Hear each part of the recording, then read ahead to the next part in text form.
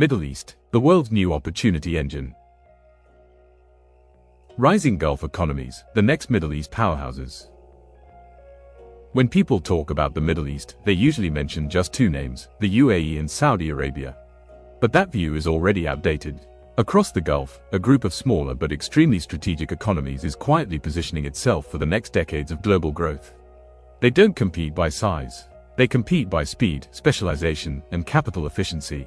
In this video, we'll look at who they are, what they're building, and why they matter far more than most people realize. The Gulf as a system, not individual countries. The Gulf Cooperation Council, GCC, is often misunderstood. It's not just a group of countries. It's an interconnected economic system with shared traits, energy-backed capital, small populations, high income per capita, strategic geography between Europe, Asia, and Africa, and long-term planning horizons. This allows Gulf economies to move faster than large, fragmented states. And now, several of them are stepping into more visible roles. Qatar, capital, energy, and global influence. Qatar is one of the world's highest GDP per capita economies.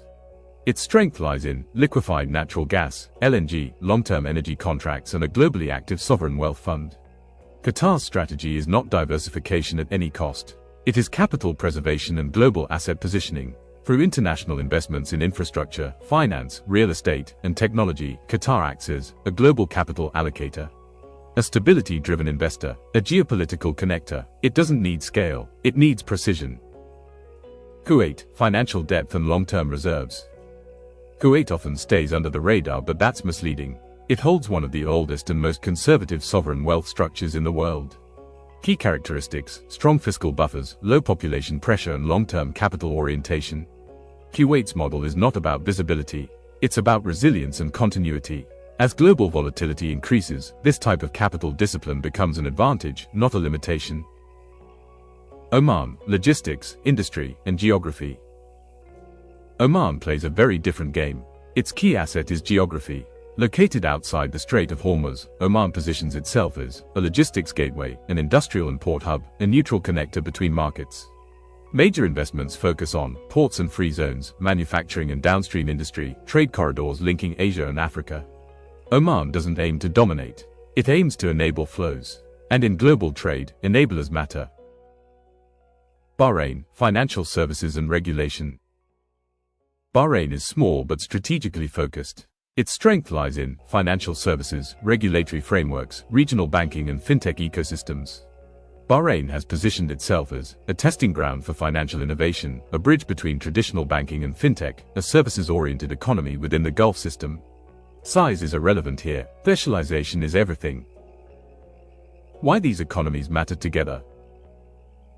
Individually, these countries are limited in scale. Together, they form a diversified capital base, a multi-hub logistics and finance network, a stable investment region with long-term vision.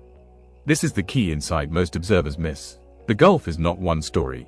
It is multiple coordinated strategies running in parallel. That coordination increases resilience and global relevance. What makes the Gulf different from other regions? Three structural advantages stand out: long-term capital. Sovereign funds think in decades, not quarters. Low debt pressure. Many Gulf economies operate with far less fiscal stress than Western peers. Speed of execution. Decisions move faster. Infrastructure follows policy. This combination is rare globally and increasingly valuable. The opportunity engine is already running. What we're seeing is not a future promise. It's already happening. Capital is moving, infrastructure is being built, regulatory frameworks are evolving, talent is relocating. The Gulf is shifting from resource-based relevance to systemic economic relevance. Why the Gulf's rise is not temporary. This is not a cyclical boom. It's a structural repositioning driven by capital, demographics, geography, strategy. And it creates opportunities far beyond oil. So the real question becomes, how do individuals and businesses actually connect to this system? In the next and final episode, we'll move from macro to practical. Plugging into the Gulf opportunity engine, we'll explore how professionals, entrepreneurs, and companies can position themselves inside this transformation realistically and strategically.